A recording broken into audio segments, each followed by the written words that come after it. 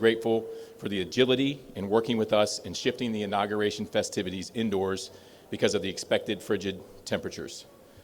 Since late Friday afternoon, the various teams responsible for securing the inauguration have been meeting to pivot from a series of outdoor events to 2 indoor venues. Their flexibility and dedication throughout this process has been truly inspirational. The inauguration has been designated a national special security event by the Department of Homeland Security. This designation allows for a whole-of-government approach that relies on collaboration with event security professionals who are among the best in the world. NSSCs are designed to be nimble and adaptable when faced with any potentially hazardous situation, including the type of inclement weather expected on Monday.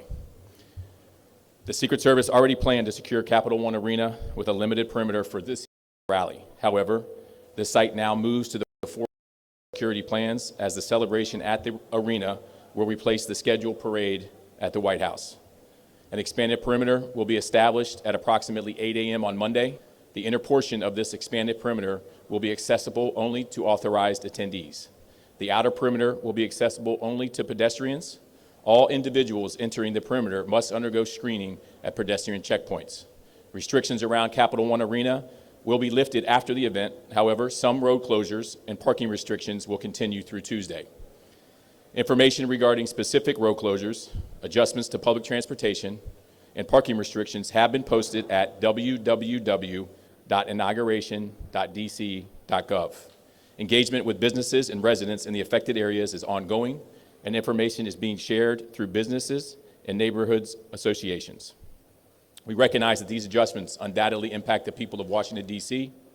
We aim to create the safest environment possible while reducing the impact on residents and businesses. A helpline has been established to answer questions from those living and working near the inauguration sites. The Secret Service and D.C.'s Homeland Security and Emergency Management Agency have shared this number with the affected community groups. Again, I want to thank all of our partners for the resolve as we switch to an indoor inauguration. I would like to recognize the community for their patience as we adjust our plans to accommodate these cold winter conditions. I would now like to introduce Chief Pamela Smith of the Metropolitan Police Department, who has been among our most steadfast supporters throughout this process. Good morning. Thank you, Special Agent McCall. I am Chief Pamela Smith of the Metropolitan Police Department here in Washington, D.C. All of our partners involved in securing the 60th presidential inauguration have been working tirelessly and collaboratively to adjust plans as needed. Our teamwork and the ability to quickly adapt is a reflection of the detailed preparation and flexibility that goes into ensuring the safety and security of an event of this magnitude. With the inauguration parade now taking place inside Capital One Arena, and as you are currently seeing, there will be impacts to residents, businesses, and visitors in Chinatown and Penn Quarter neighborhoods. The updated road closures and access points are posted online at inauguration.dc.gov. As you know, contingencies were a part of our security planning with our partners, and MPD is fully prepared to support this adjustment. Whether the event is indoors or outdoors, our mission remains the same: to ensure a safe and successful presidential inauguration. We recognize that moments like the presidential inauguration are significant opportunities for people to exercise their First Amendment rights. On Monday, MPD is actively monitoring 19 scheduled First Amendment demonstrations across the city, and we are fully prepared to address them. We are continuing to work closely with coordination with the United States Secret Service, which leads the National Special Security event. Our officers are on the ground, supporting road closures, managing crowd safety, securing events, and assisting with dignitary movements. The thousands of officers joining us from across the United States, along with the National Guard, are fully integrated into these updated plans, and they are ready to assist.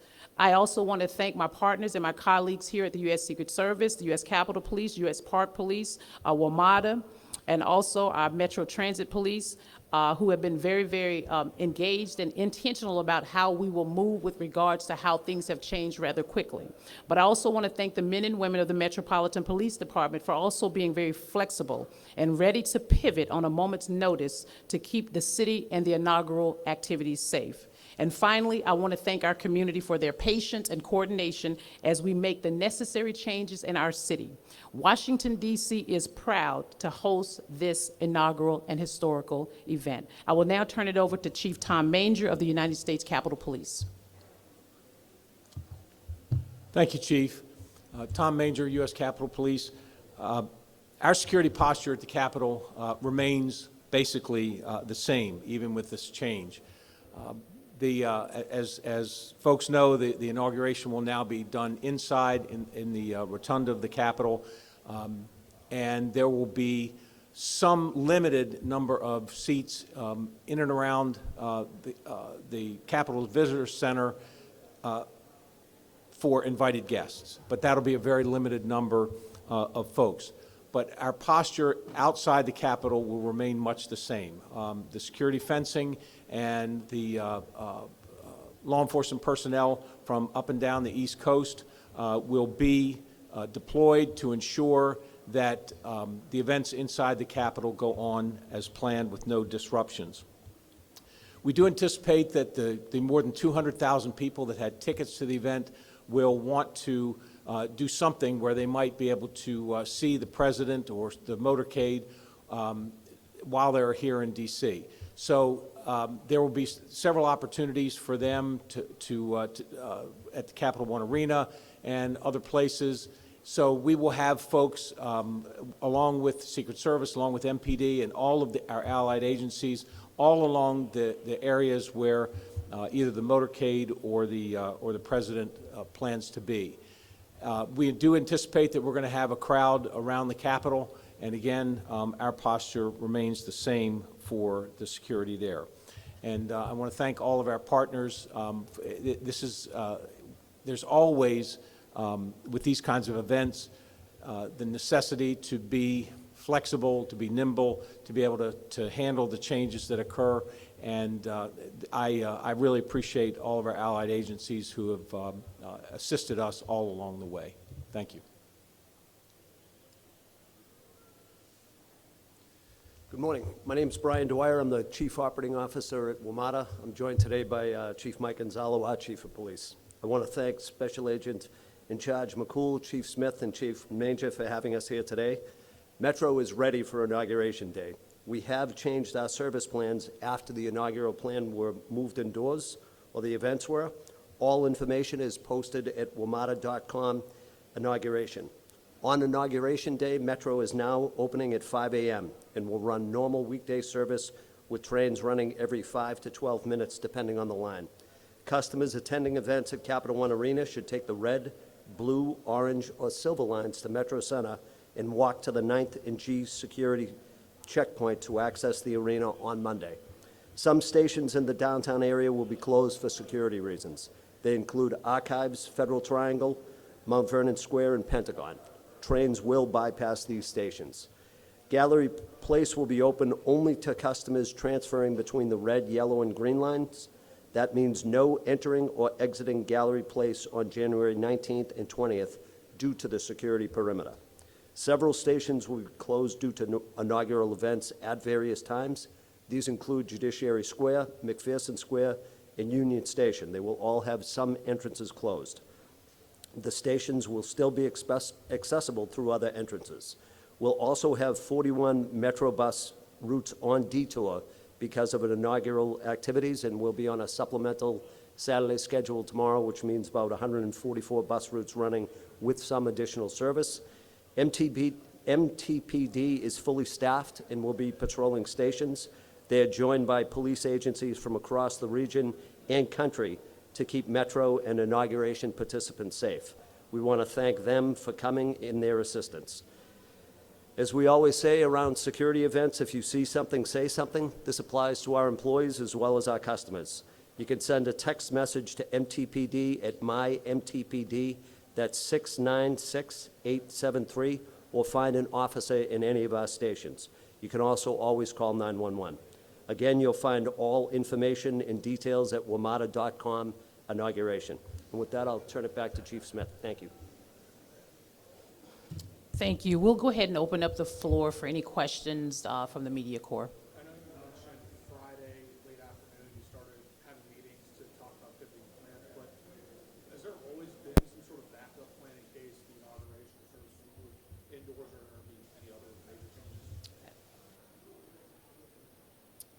Yes, there's always been a plan to move it indoors if necessary. It's multiple plans, actually. So this is one of those multiple plans. And was this move indoors just for weather, or were there other security issues that flagged indoors? No other security issues whatsoever, solely due to the president's decision to move it inside because of the weather. What was the impact of what happened in New Orleans and what happened during the past election cycle on the plans? So this is a national special security event, our 5th one in 12 months here in DC, 83rd overall. Those type of attacks are always part of our plan. I won't tell you that we didn't take a look at them again and say, hey, can a vehicle get through here and get into our secure perimeter? And I'm super confident that they cannot. So the New Orleans attack, we're good. And then the Las Vegas, we're good on those things as well inside our perimeter. Now, if you see something outside of our perimeter, you need to call 911 or you need to tell the first police officer you see. Oh, I was referencing what happened in Pennsylvania during the election cycle, You're talking about Butler? the attempted assassination. Yeah, so Yeah. Yes, Butler, Yeah. I'm sorry. well, first off, that can absolutely never, ever happen again. We took a close look at what happened there, and those things that went wrong have been fixed. And so you will not see something like that here at the inauguration. And the other question is, what's the expansion of the perimeter? You know, what did it change from because we moved over to Capital One Arena? So we basically moved it out 3 blocks, essentially. So we'll have 2 layers of anti-scale fencing that you'll see. We'll have hard blocking vehicles and concrete, and then we'll have another block expanded out there with, you'll see police. Yes, sir. So in your opening remarks, you mentioned authorized attendees to Yep. the Capital One Arena. Who are the authorized attendees? How do they know? How do you know? And then to that, the fact that we're just hours away really from this event tomorrow and people don't know, and as one of you said, maybe hundreds of thousands of people still coming, what's the plan for 100,000 people showing up at 9th and G trying to get into a building that holds 20,000 people? So with respect to the tickets, I have to defer to the PIC, Presidential Inauguration Committee. So to be clear, you do not know who authorized attendees will be at this point? Well, for me, authorized is you've been through security checkpoints. No one's getting into the building without going through our magnetometers. And so from my point of view, once you go through the mags, you're now authorized. Okay, but do you have to have a ticket to get in? I mean, I I'm know. going to defer to the PIC on that. Okay, I and think, so then I Yep. get that. I won't Yep. beat that to Yep. death. But so what you guys will be faced with, very likely, is the probability of tens, if not hundreds of thousands of people showing up at 9th and G, Yep. hoping to get into a building that only holds 20,000 people. Correct. How do you manage that crowd? How are well, you we're preparing? getting ready to swear in thousands of officers. We have 25 military, public safety, and police officers ready for duty. And so we will shift those assets. We have not cut anything from what our original plan was. And so we have a plan. And I'm very confident with our partners here that we will be ready.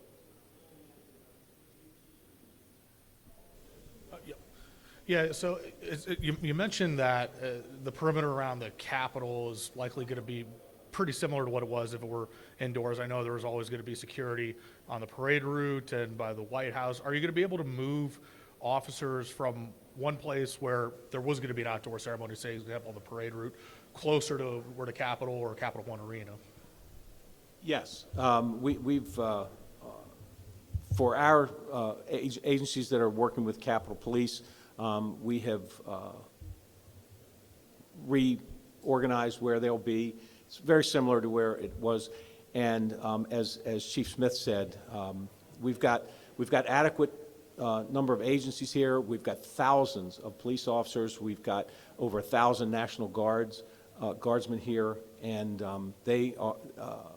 we can move their assignment with the stroke of a pen. And also keeping in mind, the flexibility of this, I think what Agent McCole described was that there will be 2 layers with respect to how visitors or participants will be able to come inside Capital One Arena. Once we reach that number, outside of that second perimeter that has been extended due to the fact that the inauguration parade will take place inside Cap One, we will have the additional personnel where we would have had in other places around the city. We will still have individuals along the parade route.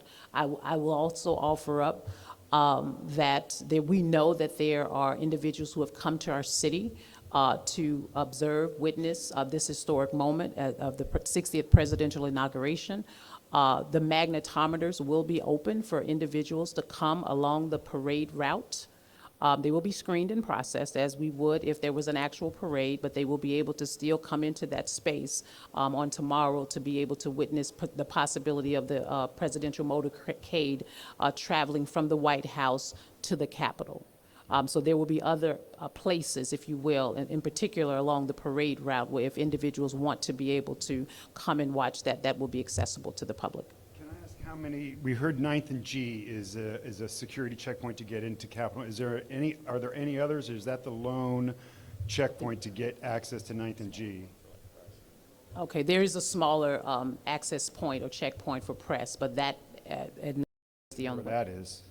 one. I'm sure I'll share it with you, Mark. So if, for the sooner public, than there's only later. one entrance. That is correct at this time. And so, Chief, let me ask you kind of what I asked Agent McCool. You know, what do you tell the tens of thousands of people who have come to D.C. hoping to see a parade, who will try to get into Capital One Arena? What I will say to them is what I just offered up, the opportunity for participants, visitors who have come to our city to observe the presidential motorcade as it travels from the White House to the U.S. Capitol along the parade route on Pennsylvania Avenue. I mean, we initially had that area enclosed as a secured route. Magnetometers, people can come in and watch. That availability will still be available tomorrow. So that's different. That's new than what we were told last night. We were told the public would have an opportunity from Capital One Arena to the White House after the event there, but now you're saying They're different.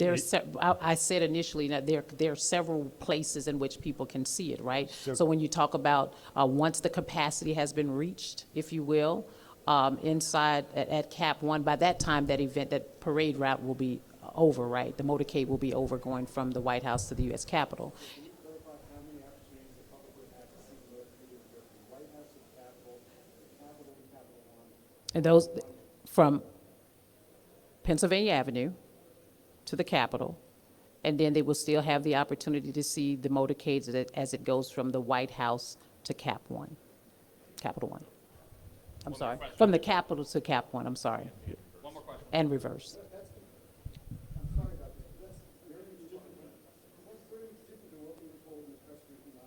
Okay. Right.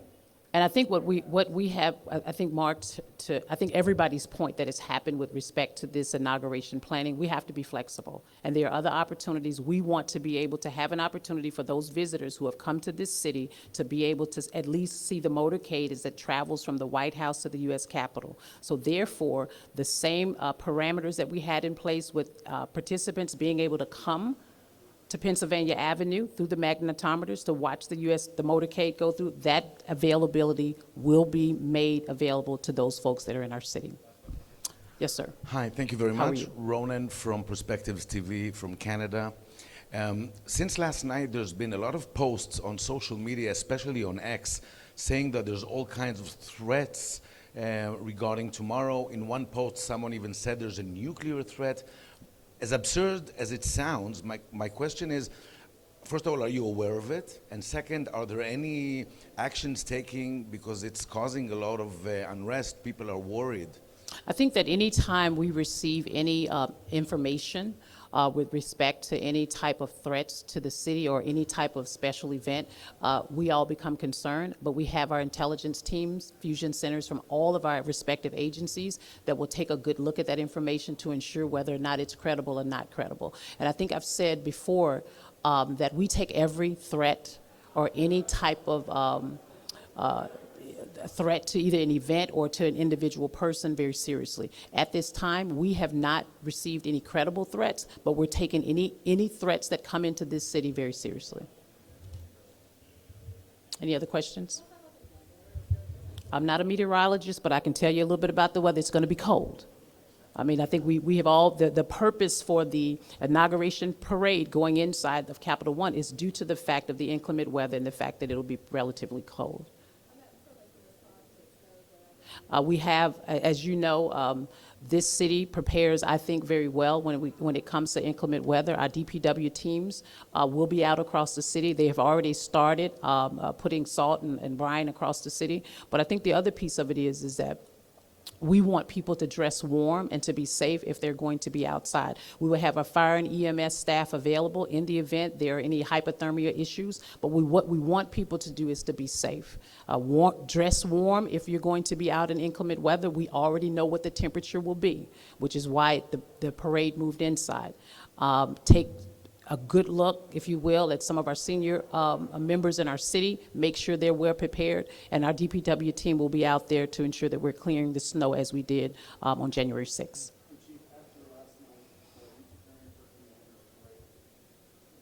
Commanders Parade, we will be ready for it. Go Commanders. How about that game last night?